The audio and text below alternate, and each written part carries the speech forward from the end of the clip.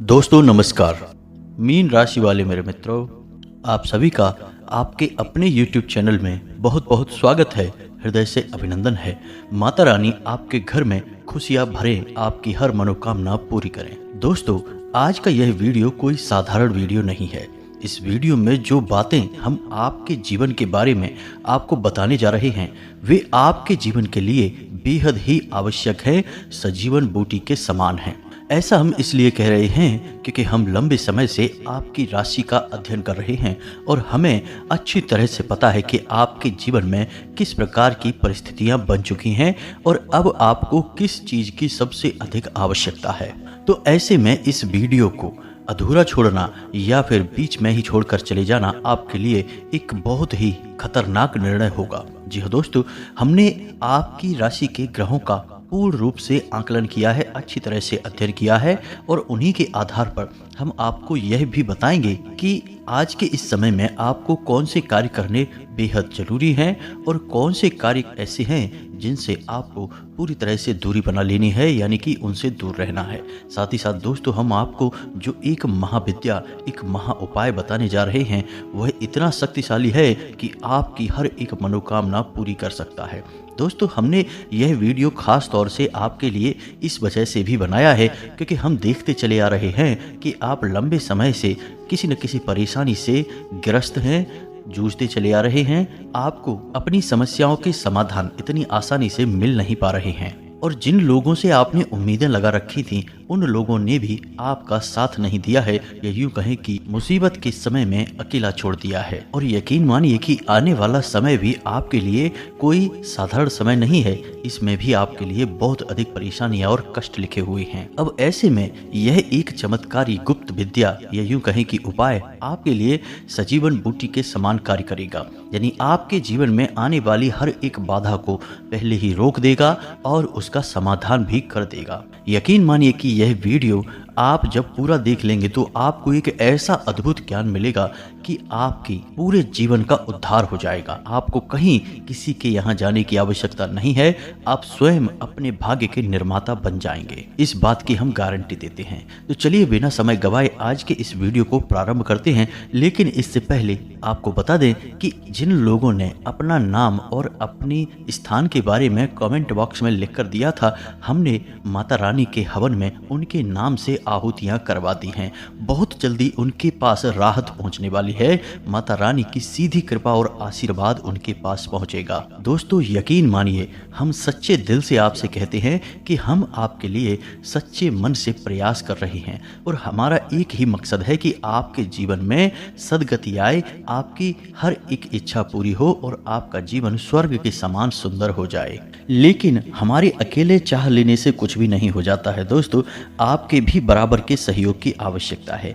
आप यदि हमारे वीडियो को पूरा देखेंगे ही नहीं, हमारे द्वारा बताई गई बातों को समझकर अपने जीवन में उतारेंगे ही नहीं, तो फिर हम अकेले यहाँ मेहनत करके आपके जीवन को नहीं बदल पाएंगे। याद रखना दोस्तों, ताली दोनों हाथों से ही बजती है, एक हाथ से ताली कभी नहीं बज सकती। अब हो सकता है कि आपके मन में यह प्रश्न उठे कि हम कौन होते हैं, आपके भाग्य को बनाने वाले या आपको कुछ बताने वाले।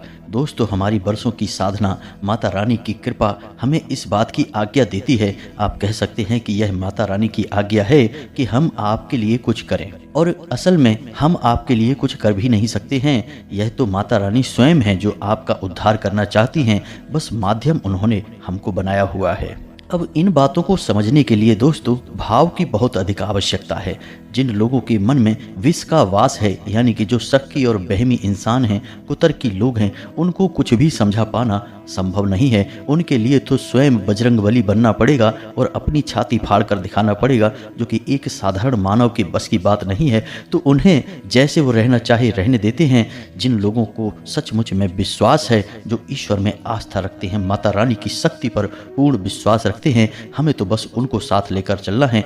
यदि हमारे प्रयास से कुछ 100 लोगों के जीवन में भी बदलाव आ जाता है तो हम समझ लेंगे कि हमारी माता रानी के लिए भक्ति सफल हो गई है और माता रानी का आदेश भी हमने पूरा कर दिया है दोस्तों। तो बस आप लोग कमेंट बॉक्स में इसी प्रकार अपना नाम और अपना स्थान यानी जहां आप रहते हैं उस जगह का नाम हमें लिख कर भेजते रहिए। हम हर एक व्यक्ति के नाम और स्थान को नोट कर लेते हैं और सभी के नाम की आहुतियाँ माता रानी के सामने प्रस्तुत कर देते हैं, फिर माता रानी के हाथ में है। दोस्तों बस हम आपसे यह और चाहेंगे कि आप पूरे भक्ति भाव से माता को पूरी श्रद्धा के साथ याद करते हुए कमेंट बॉक्स में एक बार नहीं 3 बार अवश्य लिखना, जय माँ भद्रकाली कृपा करो, जय माँ भद्रकाली रक्षा करो। माता रानी निश्चित तौर पर आपके ऊपर अपनी कृपा बरसाएंगी। चलिए दोस्तों आगे बढ़ते हैं। दोस्तों यकीन मानिए कि इंसान चाहे कितना ही प्रयास कर ले, लेकिन ग्रहों की चाल और उसके पुरखे पूर्वजों का आशीर्वाद हमेशा या तो उसका सहायक बनता है या फिर उसकी राह का बाधक बनता है। इस बात को साबित करने के लिए हम आपको एक छोटी सी कहानी सुनाते हैं। आपको इस कहानी से बहुत बड़ी सीख मिलेगी। तो दोस्तों एक बार की बात है कि एक गरीब मजदूर हुआ करता था। उसका नया नया विवाह हुआ था। तो विवाह के बाद वह मजदूरी करने के लिए एक सेठ के, एक व्यापारी के यहाँ गया। व्यापारी ने उसे अपने यहाँ काम पर रख लिया। व्यापारी का काम था शक्कर का यानी कि चीनी का। तो वहाँ गोदाम में उसकी नौकरी लग गई। उसका काम था कि शक्कर की जो बोरियां आती हैं उन्हें गोदाम में रखवाना और गोदाम से बोरियों को बाहर निकलवाना, बस इतना सा उसका काम था। तो दोस्तों उस मजदूर ने 2 दिन लगातार मेहनत की। नया काम था तो उसने पूरे दिलो जान से मेहनत की और सेठ को शिकायत का कोई मौका नहीं दिया। अंत में दूसरे दिन शाम को उसने जब अपनी मजदूरी मांगी तो सेठ ने कह दिया कि कल आना, कल दे देंगे, कोई दिक्कत नहीं है। सब कुछ ठीक था। हालांकि मजदूर के पास पैसे बिल्कुल भी नहीं थे। शादी भी नई नई हुई थी तो बेचारा अपने घर खाली हाथ पहुंच गया। उसकी घरवाली ने कहा कि कुछ राशन का ले आते तो कुछ बना देते, लेकिन उसने कहा कि सेठ जी ने कहा है कि कल देंगे जो भी मेहनत की है उसकी मजदूरी। तो उन दोनों ने कहा ठीक है। उसके बाद दोनों बेचारे पानी पीकर ही सो गए क्योंकि गरीब थे, उनके पास कुछ भी नहीं था। तो दोस्तों अगले दिन फिर से वह जागकर अपने मजदूरी वाले स्थान पर आया यानी सेठ जी के यहाँ आया। सेठ जी के यहाँ उसने दिन भर फिर से काम किया, लेकिन उस दिन एक ऐसा हादसा हो गया कि उसी के साथ काम करने वाले 2 लोग थे, उनके मन में चोर था। उन्होंने सेठ जी के गोदाम से कुछ बोरियां गायब कर दी यानी कि चोरी कर ली। अब हुआ यह कि वे पुराने समय से काम कर रहे थे और बाद में शाम के समय जब हिसाब किताब का समय आया तो सेठ जी को पता चला कि गोदाम से कुछ बोरियां गायब हैं। अब ऐसे में हुआ यह है कि बहुत पूछताछ की गई। जब बहुत पूछताछ की गई तो फिर उन 2 पुराने लड़कों ने पूरा आरोप इस नए लड़के पर लगा दिया। उन्होंने कह दिया कि इसी ने चोरी की होगी। सेठ जी हम तो बहुत पुराने समय से आपके यहाँ काम कर रहे हैं। और सेठ जी को भी उन्हीं लड़कों की बातों पर भरोसा हुआ। चूँकि यह एक नया लड़का था तो इसके ऊपर पूरा शक चला गया। तो अब शाम के समय ना तो उसे कोई मजदूरी मिली, उल्टा उसे वहाँ से बेइज्जत करके भगा दिया गया। अब हुआ यह है कि उसे इस वक्त पैसे की बहुत अधिक आवश्यकता थी। उसके घर में एक अन्न का दाना तक नहीं था और पिछले 2 दिनों से बेचारे भूखे प्यासे ही घूम रहे थे। अब बेचारा बेहद ही दुखी और परेशान, करे तो क्या करे, कहाँ जाए, किससे मदद मांगे। चोरी का आरोप और लग गया जिससे और अधिक दुखी। मन में तो बेचारा सच्चा था, लेकिन अब बाहर दुनिया में साबित कैसे करे। सीधा अपने घर आया, अपनी पत्नी को उसने बताया। पत्नी ने सोचा कि कुछ लेकर आए होंगे खाना बनाने के लिए, राशन वगैरह, लेकिन कुछ भी नहीं था। जब उसने अपनी पत्नी को सारी बात बताई तो बेचारी बहुत दुखी हो गई। दोनों दुखी मन से रात को रोते रहे और उन्होंने सोचा कि अब इस शहर में हमारे लिए कुछ भी नहीं बचा है। अब तो यहाँ पर हम चोर भी साबित हो गए हैं, तो अब हम इस शहर को कल छोड़कर चले जाएंगे, कहीं और जाएंगे और मजदूरी करेंगे। बस इसी तरह दोनों बेचारे रात को सो गए। अब ये नियति का खेल ही तो था दोस्तों। उस बेचारे सीधे सच्चे इंसान पर भी चोरी का आरोप लग गया। ना तो उसे मेहनत का, मजदूरी का कोई फल मिला, उल्टा उस पर एक गलत इल्जाम और लग गया। लेकिन दोस्तों कहीं ना कहीं उस लड़के की किस्मत थोड़ा सा जोर मार रही थी। तो इधर हुआ यह कि वे दोनों लड़के गोदाम के एक कोने में चुपचाप एक दूसरे से बातें कर रहे थे, फुसफुसा रहे थे कि अच्छा हुआ हमने उस नए लड़के पर चोरी का इल्ज़ाम लगा दिया, हम साफ साफ बच गए। अब फिर कोई नया लड़का आएगा तो उसके साथ भी यही करेंगे। लेकिन असल में सेठ जी वहाँ से गुजर रहे थे तो अचानक उनके कानों में ये शब्द पड़े। उन्होंने देखा ये दोनों लड़के तो बड़े ही शातिर हैं, इन्होंने तो बेचारे भोले भाले इंसान को फंसा दिया। सेठ जी को बहुत अधिक दुख हुआ। असल में यह रात्रि का समय था। सेठ जी ने सोचा कि रात्रि में उस लड़के के घर जाना उचित नहीं है। कल सुबह जाते ही उस लड़के से माफ़ी मांग लूँगा, उसकी मेहनत का पूरा पैसा दे दूँगा और जो भूल हुई है उसके लिए उससे कान पकड़ के माफ़ी मांग लूँगा। असल में सेठ जी भी कोई बुरे इंसान नहीं थे। तो सुबह के समय जब सेठ जी तड़के ही जागे और सीधे उस लड़के के घर गए तो देखा कि वह लड़का अब शहर छोड़कर जाने के लिए तैयार खड़ा था। अपनी नई नवेली दुल्हन के साथ इस शहर को छोड़ने के लिए मजबूर था बेचारा। किस्मत का मारा था, लेकिन उसकी किस्मत इतनी खराब भी नहीं थी। सेठ जी ने सारी बात उसे बताई, हाथ जोड़कर माफ़ी मांगी और उसके पूरे पैसे उसे दिए, साथ ही साथ उसे दोबारा नौकरी पर भी रख लिया। तो दोस्तों, यह होता है ग्रहों का फेर। यदि ग्रह नकारात्मक हों तो अच्छे भले इंसान को भी बुरी तरह से तोड़ सकते हैं, बर्बाद कर सकते हैं, कहीं का नहीं छोड़ सकते हैं। तो अब ऐसे में एक सामान्य इंसान क्या करे? ऐसे में सामान्य इंसान बस इतना सा करे कि उसकी राशि, उसकी कुंडली में ग्रहों की चाल क्या कह रही है, वह इसे आसानी से समझे और वह इसे अच्छी तरह से समझे और थोड़ा बहुत जीवन में परिवर्तन लाता रहे। हम आपको बता दें कि यह पूरा वर्ष शनिदेव को समर्पित है और शनिदेव एक क्रूर ग्रह हैं। दोस्तों, यकीन मानिए कि आपने छोटी सी भी भूल की और आपको इसका बड़े से बड़ा परिणाम भुगतना होगा। साथ ही साथ दोस्तों, होगा यह है कि आप जिस इंसान से उम्मीदें लगाएंगे, अपेक्षा करेंगे, वह इंसान आपके काम नहीं आएगा। बदले में चाहे भले ही आपने उसके लिए कितना ही कुछ क्यों न किया हो, लेकिन वह आपके काम नहीं आएगा। आपको अपने काम की जिम्मेदारी खुद ही उठानी पड़ेगी। दोस्तों, अगले 3 दिनों में आपकी कहीं यात्रा करने की योजना बन सकती है, लेकिन याद रखें कि यात्रा यदि धार्मिक है तब तो अच्छी बात है, कोई समस्या नहीं है, लेकिन किसी अन्य प्रकार की यात्रा पर आपको नहीं जाना है, अन्यथा यह यात्रा आपके लिए बहुत बड़ी परेशानियों का कारण बन सकती है, आपको परेशानी में डाल सकती है। दोस्तों, अगले 3 दिनों में आपकी किसी एक ऐसे इंसान से मुलाकात होगी जो आपको अपमानित करेगा, आपको भावनात्मक चोट पहुंचाएगा, आपके मान सम्मान पर चोट पहुंचाएगा। तो थोड़ा आपको सतर्क रहना है। इसी के साथ साथ दोस्तों, हम आपको यह भी कहना चाहेंगे कि आप इस समय बड़े जोखिम लेने से बचें, चाहे वह व्यापार हो, चाहे आपका व्यक्तिगत जीवन हो। आप किसी भी बड़े जोखिम को ना लें, थोड़ा सा सतर्क रहकर अपने जीवन को जिए। इस सब में सबसे महत्वपूर्ण बात यह है दोस्तों कि आपकी सहज बुद्धि और व्यवहार कुशलता से ही आप अपने नए भविष्य का निर्माण करेंगे, अपने जीवन को शुभ और मंगलमय बनाएंगे। यदि आपने अपना आपा खोया और आप जरा भी लापरवाही दिखाते हैं तो आप बड़े नुकसान करवा बैठेंगे, ना केवल आर्थिक तौर पर बल्कि आपके परिवार में, आपके रिश्तों में भी आपको उथल पुथल देखने को मिल सकती है। तो अपने ऊपर नियंत्रण बनाए रखें, यह सबसे अधिक महत्वपूर्ण है। आपको एक जगह से बहुत अच्छी राहत मिलने वाली है दोस्तों कि आपको धन आगमन के नए मार्ग मिलेंगे, यानी पैसा कमाने का कोई नया तरीका आपको पता चलेगा। रुका हुआ पैसा भी आपको प्राप्त हो जाएगा। कहीं आपका पैसा अटक गया था, फंस गया था, कहीं उधार वगैरह दे दिया था और वह मिल नहीं पा रहा था, तो वह सब भी आपको मिल जाएगा। परेशान होने की कोई आवश्यकता नहीं है, यह आपके लिए एक बड़ी राहत है। अब यदि आप अपने क्रोध पर, अपने व्यवहार पर नियंत्रण रखते हैं, वाणी पर नियंत्रण रखते हैं, तो आपके परिवार का माहौल भी बहुत ही मीठा रहेगा, बहुत ही अच्छा रहेगा। आपको अपने परिवार के साथ समय बिताने में आनंद की अनुभूति होगी। बस पुरानी बातों को आपको उखाड़ना नहीं है और पुरानी बातों पर बिल्कुल भी विचार नहीं करना है।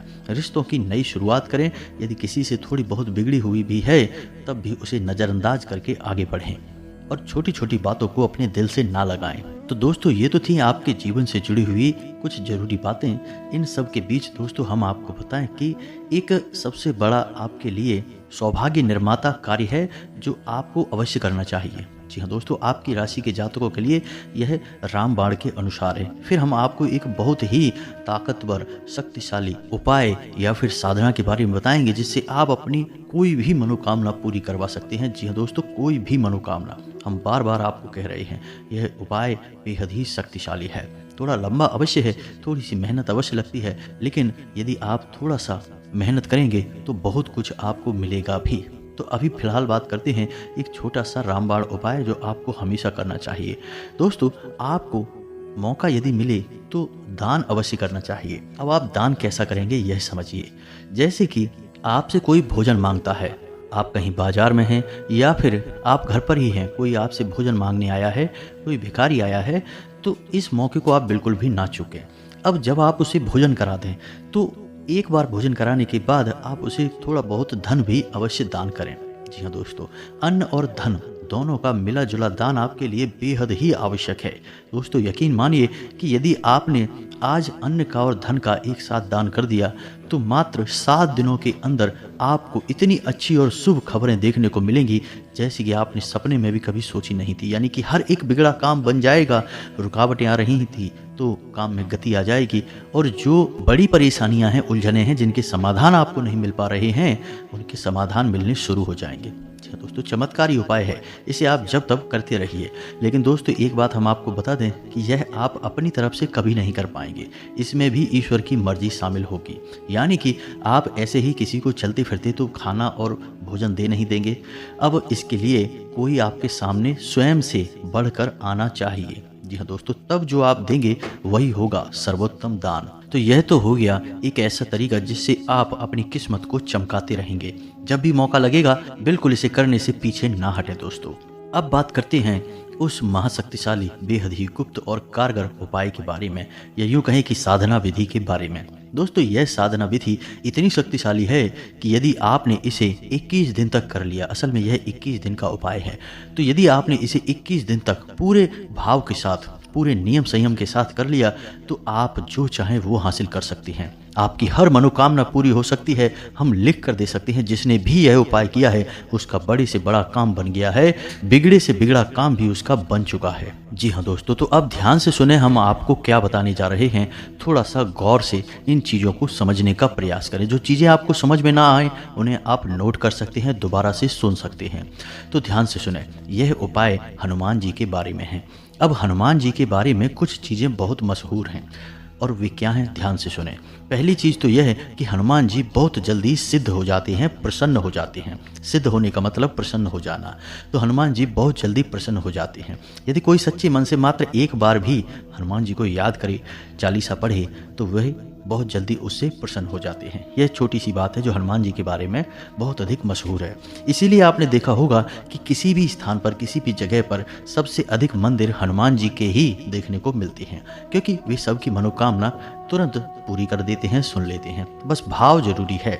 यहाँ पर यही एक चाबी है, हनुमान जी तक पहुँचने का रास्ता है, भाव। अब यदि आपके भाव में जरा भी मिलावट होगी, मन में जरा भी शक होगा, जैसा कि हम कहते हैं कि मन में विष का वास होगा, तो फिर हनुमान जी आपसे कभी सिद्ध नहीं होंगे, चाहे कितना ही करिए।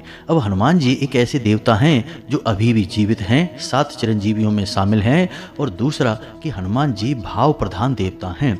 उनका पूरा जीवन चरण आप देखिए कैसा था, समर्पण का भाव उनके जीवन में आपको देखने को मिलेगा। उन्होंने पूरा जीवन केवल सेवा भाव रखा है, प्रभु श्री राम की सेवक और दास के रूप में अपना जीवन बिताया है। हालांकि स्वयं अष्ट सिद्धि नवनिधि के दाता हैं, सब कुछ उनके हाथों में है, सर्वशक्तिमान हैं, फिर भी उन्होंने अपनी शक्ति को कभी भी नाजायज प्रकट नहीं किया है और अपनी इतनी शक्ति को भी काबू में करके एक दास के रूप में अपना जीवन बिताया है। तो यह एक बड़ी बात है जो आपको अपने दिमाग में रखनी है, भाव मन में बनाकर ही इनकी भक्ति में जाना है। तो अब ध्यान से सुनिए यह उपाय क्या है। 21 दिन का यह उपाय है और कैसे करना है इसके बारे में ध्यान से समझिए। दोस्तों इस उपाय के 2 चरण है, एक आपके घर पर पूरा होगा और एक हनुमान जी के मंदिर में। अब ऐसे में आपको ध्यान यह देना है कि आपको सात्विकता के सभी नियमों का पालन करना होगा। यह उपाय मंगलवार से प्रारंभ होगा और मंगलवार पर ही समाप्त होगा। तो अब ध्यान से सुने कि आपको क्या करना है। दोस्तों आपको मंगलवार को शाम के समय यह उपाय जब शुरू करेंगे उस समय हनुमान जी की चौकी लगानी है, यानी कि हनुमान जी की कोई फोटो या तस्वीर लाल रंग के आसन पर स्थापित करनी है। उसके बाद आपको लाल रंग का प्रसाद हनुमान जी को चढ़ाना है और लाल पुष्प चढ़ाने हैं। और उसके बाद हाथ में संकल्प लेकर यह हनुमान जी से बोलना है कि हे प्रभु, हम ऐसी ऐसी मनोकामना पूर्ण करवाना चाहते हैं, आपका साथ चाहते हैं और इस मनोकामना की पूर्ति के लिए हम 21 दिन के उपाय का संकल्प लेते हैं और जल को आप हनुमान जी के सामने ही जमीन पर छोड़ दें। यह होगा आपका संकल्प 21 दिन के उपाय का। अब यह उपाय आपका खंडित नहीं होना चाहिए, इस बात की आपको विशेष तौर पर ध्यान रखना है। अब आपको उसी स्थान पर बैठकर 7 बार हनुमान चालीसा का पाठ करना है। जी हाँ दोस्तों, हनुमान चालीसा का 7 बार आप पाठ करने के बाद में आखिरी में बजरंग बाण का पाठ करें। इस प्रकार आपके घर की यह विधि पूर्ण हो जाएगी। अब आपको वहीं से सीधे मंदिर निकल जाना है। मंदिर जाने के लिए आप घर से ही थोड़ा सा गाय का घी और बाती और आटा लेकर जाएं। मंदिर में जाकर आप हनुमान जी के लिए आटे का एक दीपक बनाएं और उसे हनुमान जी के सामने प्रज्वलित करें और वहां पर भी हनुमान जी के सामने आप अपनी मनोकामना बोलें। साथ ही साथ दोस्तों, आप श्री हनुमान रक्षा कवच का भी पाठ करें। यह बेहद ही आवश्यक है और बेहद ही शक्तिशाली है। याद रखें कि हनुमान रक्षा कवच का निर्माण स्वयं प्रभु श्री राम ने किया था, उन्हीं के द्वारा यह लिखा हुआ है और पहली बार उन्होंने ही इसका पाठ भी किया था। इसीलिए यह श्री हनुमान रक्षा कवच हनुमान जी को बेहद प्रिय है। तो इस प्रकार आपकी एक दिन की विधि पूरी हो जाएगी। अब अगले दिन शाम को यानी बुधवार के दिन आपको शाम को यही विधि फिर से दोहरानी है। अपने घर पर 7 बार हनुमान चालीसा का पाठ करें। लाल प्रसाद, लाल पुष्प और लाल आसन पर ही उन्हें स्थापित करें। लेकिन इस बार आपको संकल्प लेने की जरूरत नहीं है। संकल्प आपको एक बार ही लेना है। अब आपको 7 बार हनुमान चालीसा का पाठ घर पर करना है। उसके बाद घर से मंदिर जाना है और मंदिर में आटे के 2 दीपक जलाने हैं और एक बार हनुमान रक्षा कवच का पाठ करना है। बस इस प्रकार आपका हर दिन एक एक दीपक बढ़ता जाएगा और 11वें दिन आपके 11 दीपक जलेंगे। हनुमान जी के सामने आटे के आपको 11 दीपक जलाने होंगे और 12वें दिन 10 दीपक रह जाएंगे। 13वें दिन 9 दीपक रह जाएंगे। इस तरह दीपक कम होते होते 21वें दिन एक दीपक आटे का बचेगा और घर पर आपकी 7 बार हनुमान चालीसा पाठ की विधि जारी रहेगी। 21वें दिन जब आप एक दीपक हनुमान जी के सामने जलाएंगे तो आपका उपाय पूर्ण हो जाएगा। आखिरी दिन आप हनुमान जी के सामने भी बजरंग बाण का पाठ कर सकते हैं और उसके बाद श्री हनुमान रक्षा कवच का पाठ करें। अब इसमें आपको कुछ बातें ध्यान में देनी होंगी जो निश्चित तौर पर आपको इस उपाय में कामयाबी दिलाएंगी। पहली बात तो यह है कि हनुमान चालीसा में एक लाइन आती है जिसमें लिखा है, तुलसीदास सदा हरिचेरा कीजे नाथ हृदय में डेरा। दोस्तों, इस लाइन में जो तुलसीदास लिखा हुआ है वह तुलसीदास जी ने अपने लिए लिखा है, लेकिन इस बार आप पाठ कर रहे हैं तो आप अपना नाम बोलेंगे। मानकर चलिए कि आपका नाम विवेक है तो आपको बोलना है, विवेक दास सदा हरिचेरा कीजे नाथ हृदय में डेरा। जी हाँ दोस्तों, इस प्रकार आप 7 बार हनुमान चालीसा का पाठ करेंगे। साथ ही साथ आप एक तांबे के पात्र में जल भी रखेंगे। आप चाहें तो एक तांबे का छोटा सा गिलास या लोटा बाजार से खरीद भी सकते हैं। उस तांबे के पात्र में जल रखेंगे और हर बार जब आपका हनुमान चालीसा पाठ पूरा होगा तो आप उस जल में थोड़ा सा फूंक मारेंगे। जी हाँ दोस्तों, इस तरह वह जल हनुमान चालीसा से अभिमंत्रित हो जाएगा। तो 7 बार आप घर पर पाठ करेंगे और 7 बार उस जल में फूंक मारेंगे और जब आपकी घर पर विधि पूर्ण हो जाएगी तो आप उस जल को पी जाएंगे। जी हाँ दोस्तों, अब इसमें जातक एक गलती और कर देते हैं कि उन्हें हनुमान चालीसा का पाठ याद हो जाता है तो वे सीधे हनुमान चालीसा का पाठ अपने मन में ही बोलने लगते हैं, यानी कि मन से ही बोलने लगते हैं, पढ़ते नहीं हैं। तो आपको ऐसा नहीं करना है। बिना देखे हनुमान चालीसा का पाठ नहीं करना है। यह हनुमान चालीसा का अपमान होता है। हनुमान चालीसा में स्वयं ही लिखा है कि जो यह पढ़े हनुमान चालीसा होई सिद्ध साखी गौरी सा। तो दोस्तों, आपको हनुमान चालीसा की किताब अपने हाथ में लेनी है और उसमें से ही चालीसा का पाठ करना है। यानी कि जो यह पढ़े, यानी कि पढ़ना है, उसे रटना नहीं है, उसे बोलना है, लेकिन देख कर बोलना है, बिना देखे नहीं बोलना है। बस इस बात का आपको ध्यान रखना है। ये छोटी छोटी बातें हैं और सबसे बड़ी बात कि इस उपाय के दौरान आपको सात्विकता के सभी नियमों का पालन करना होगा। सादा भोजन करना होगा, ज़्यादा तेज मसालेदार भोजन ना करें, तामसिक भोजन ना करें, मांस मदिरा तंबाकू आदि के सेवन से दूर रहें, नकारात्मक लोगों से नकारात्मक बातों से दूर रहें, किसी की बुराई ना करें, मन में नकारात्मक विचार लेकर ना आएं और दिन में जब भी आपको समय मिले हनुमान जी को याद करें, अपनी इच्छा के बारे में बोलें, हनुमान जी से बात करें, भावनात्मक लगाव लगाने की कोशिश करें। दोस्तों, हम आपको यकीन दिलाते हैं कि आपकी 21 दिन तो छोड़ो, 7 या 8 दिन के अंदर अंदर ही ऐसी अनुभूतियां होने लगेगी कि हनुमान जी आपकी बात सुन रहे हैं। किसी न किसी माध्यम से हनुमान जी आपको संकेत देना शुरू कर देंगे। सपने में हनुमान जी स्वयं दर्शन भी दे सकते हैं या फिर हनुमान जी से जुड़ी हुई चीज़ें आपको सपने में दिखाई देंगी। साथ ही साथ दोस्तों, आपकी मदद के लिए कोई ना कोई जरूर आपके आगे आएगा। आपके रुके हुए काम में या आपकी मनोकामना पूरी करवाने में आपका मददगार साबित होगा। अब दोस्तों, यदि हनुमान जी को आपकी कोई मनोकामना पूरी करनी है तो वो आपके सामने तो प्रत्यक्ष रूप से प्रकट नहीं होंगे, वो किसी न किसी को माध्यम बनाएंगे जो सच्चे मन से आपका हाथ पकड़कर आगे बढ़ेगा और आपकी मनोकामना, आपकी मंजिल, आपकी कामयाबी तक आपको लेकर जाएगा। अब हमने यह उपाय अपने पिछले भी 1-2 वीडियोज में बताया है। उस उपाय को करने के बाद लोगों के बड़े ही सकारात्मक परिणाम आए हैं। साथ ही साथ दोस्तों, हमने जिन जिन लोगों को इस उपाय के बारे में बताया है उन लोगों के काम कुछ ही दिनों में बन जाते हैं, पूरा उपाय होने से पहले ही बन जाते हैं। तो दोस्तों, यदि आपके साथ भी ऐसा होता है कि उपाय पूरा होने से पहले ही, यानी 21 दिन की सीमा पूरे होने से पहले ही आपका काम बन जाता है, तो आपको इस उपाय को बीच में नहीं छोड़ना है, अन्यथा यह आपके संकल्प खंडित होने वाली बात होगी और यह हनुमान जी का अपमान होगा। तो ऐसा आपको नहीं करना है। अगर आपकी मनोकामना पूरी हो जाए तब भी इसे आपको 21 दिन तक करना है। किसी भी हालत में आपको इस उपाय को खंडित नहीं होने देना है, 21 दिन तक इसे पूरा करना है। अब शुरुआत में हनुमान जी आपकी परीक्षा भी लेंगे, ऐसी परिस्थितियां बनाएंगे जब आपका उपाय खंडित हो जाएगा। तो आपको डटे रहना है। दैवीय शक्तियां यूं ही मुफ्त में किसी को कुछ नहीं दे देती, पहले परीक्षा लेती हैं और आपकी शक्ति का आकलन करती हैं कि आप उनके द्वारा दी गई चीज़ों को संभाल भी पाएंगे या नहीं। तो बस इन चीज़ों को आपको समझना है। बस इस उपाय को आप करें और आप देखें चमत्कार होंगे। जब भी आप जीवन में फंस जाएं, अटक जाएं, कहीं पर आपको कुछ समझ में ना आए, आपको लगे कि कोई आपका साथ नहीं दे रहा है, अंधेरा ही अंधेरा है, तो बस इस उपाय को कर लें। हनुमान जी आपके सहायक होंगे, आपका हाथ पकड़कर चलेंगे और आपको मुसीबत से बाहर निकालेंगे। इन चीज़ों को आपको विश्वास के साथ अपनाना होगा। मन में विश्वास रखें, विष का वास न रखें। जाते जाते दोस्तों, हम आपको एक बहुत अच्छी सलाह देकर जाते हैं जो आपकी राशि के जातकों के लिए बेहद आवश्यक रहेगी, ना केवल इन दिनों में बल्कि पूरे वर्ष। दोस्तों, आपको मुफ्त में किसी को सलाह नहीं देनी है। आपकी अच्छी सलाह भी लोगों को समझ में नहीं आएगी, पसंद नहीं आएगी, लोग उसका गलत मतलब ही निकालेंगे।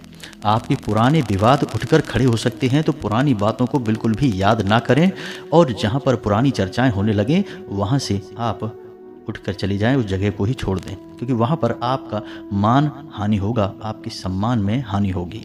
और सबसे महत्वपूर्ण बात दोस्तों, कि आपको वाहन बड़ी ही सतर्कता के साथ चलाना है। जरा सी लापरवाही बड़ा नुकसान दे सकती है। तो इसी के साथ साथ आज के इस वीडियो को विराम देते हैं। यदि आपको कोई भी प्रश्न उठे मन में तो आप कमेंट करके पूछें, हम आपके प्रश्नों के जवाब देने की पूरी कोशिश करेंगे। उपाय यदि आपको समझ में नहीं आया है तो कमेंट करके पूछ लें या वीडियो को दोबारा देख लें, सारी बातें अच्छी तरह से समझ में आ जाएंगी। अब कुछ लोग पूछते हैं दोस्तों कि हमारे आसपास मंदिर नहीं है तो क्या करें। तो दोस्तों, यह तो आपको करना ही होगा। विधि और विधान आपको मानने ही होंगे। बिना विधि के कोई भी कार्य संपूर्ण नहीं हो सकता है, तो मंदिर तो आपको ढूंढना ही पड़ेगा। और यदि आप रात्रि में इस उपाय को नहीं करना चाहते हैं तो आप इसे सुबह के समय करें, लेकिन इसका सर्वोत्तम समय रात्रि का ही होता है, 9 बजे के आसपास। तो उम्मीद है दोस्तों कि आपको सारी बातें समझ में आ गई होंगी। आप इन बातों का प्रयोग करके अपने जीवन को अपने हाथों से ही बनाएंगे और अपने जीवन को स्वर्ग के समान सुंदर बनाकर आनंद लेंगे, जीवन में आगे बढ़ेंगे। माता रानी आपकी मदद करेंगी, स्वयं हनुमान जी आपके सहायक होंगे। कमेंट में पूरे भक्तिभाव के साथ जय माँ भद्रकाली लिखें, जय बजरंगबली लिखें।